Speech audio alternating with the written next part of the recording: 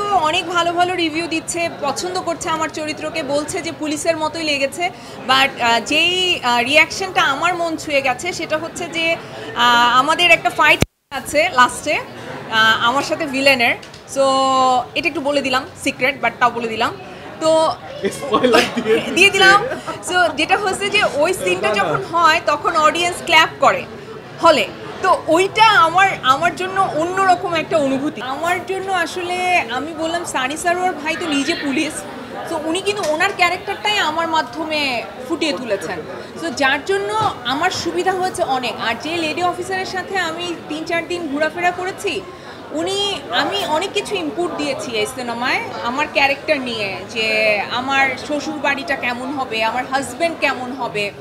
আমি অনস্ক্রিন দেখাতে চেয়েছি যে এই সমাজে সাপোর্টিভ হাজব্যান্ড হয়, আমি দেখাতে চেয়েছি এই সমাজে সাপোর্টিভ শাশুড়ি থাকে, যে আসলে তার ছেলের ওয়াইফকে সাপোর্ট করে। বান্ডেল থাকলে প্রতি সেনমানিতে টাকা বাঁচবে। বিকাশ সেনমানি বান্ডেল কিনে জিতুন প্রতি লেনদেনে। যে সে তার চাকরিটা করতে পারবে, বাট সে তার বাচ্চাটাকে টেক কেয়ার করবে। সো এই জিনিসগুলো আমি ইনপুট দিয়েছি, তখন সানি ভাই কিন্তু নিয়েছে। তো যেটা হয়েছে, যখন আমি লেডি অফিসারের সাথে দেখা করেছি, তো তখন তারা আমাকে বলেছে যে আপু, আমাকে সানি ভাই বলেছে যে আপনি ইনপুটগুলো দিয়েছেন, আপনি কি জানেন যে এগুলো কিন্তু আমাদের জীবনের গল্প। সো এই যে ওনার বলাটা যে এগুলো আমাদের জীবনের গল্প, আমার কাছে এইটা কিন্তু অনেক ভালো লেগেছে। আমার মনে হয়েছে যে আমি হয়তো মেয়েদের সাইকোলজি অনেক ভালো বুঝি, এবং আমাদের সমাজ ব্যবস্থায় মেয়েদের যে অবস্থান সেটা কিছুটা হলেও উপলব্ধি করতে পারি, এবং আমি স্ক্রিনে যতটা সম্ভব পজিটিভলি আসলে দেখাতে চাই আমাদের আশেপাশের সাপোর্ট সিস্টেমগুলোকে। আমি সানি ভাইয়ের কাছে কৃতজ্ঞ, আমার প্রডিউসার টিমের কাছে কৃতজ্ঞ, যে যারা আমার ইনপুটগুলো আসলে নিয়েছে এবং বাস্তবায়ন করেছে। সিনেমায় আপনারা সেটার রিফ্লেকশন দেখতে পাবেন। একদমই ট্রমাটাইজড হয়ে যায়, বিকজ এটা তো সানি সারোয়ার ভাইয়ের নিজের গল্প। ভাইয়া ইনভেস্টিগেটিং অফিসার ছিল এই কেসটার, আজিমপুরে যে কেসটা হয়েছে।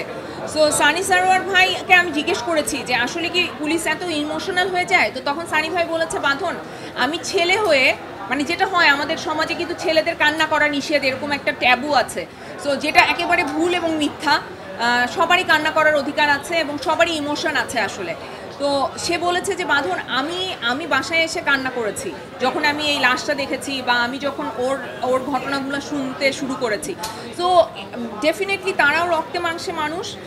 আমরা হয়তো অনেক সময় অনেক কারণে তাদেরকে ভুল বুঝি, অনেক আমাদের গ্যাপ হয়ে যায়, কিন্তু আমি এই ক্যারেক্টারটা করতে গিয়ে আমার সত্যি সত্যি মানে পুলিশের প্রতি একটা সহানুভূতি তৈরি হয়েছে, এবং আমি রেসপেক্ট করি বাংলাদেশের শান্তি শৃঙ্খলা রক্ষাকারী বাহিনীকে, যে যারা আমাদেরকে আসলে প্রতিনিয়ত নিরাপত্তা দিয়ে যাচ্ছে। এবং এই সিনেমাটা দেখলে তাদের প্রতি এক ধরনের সহানুভূতি আপনাদের তৈরি হবে বলে আমি মনে করি।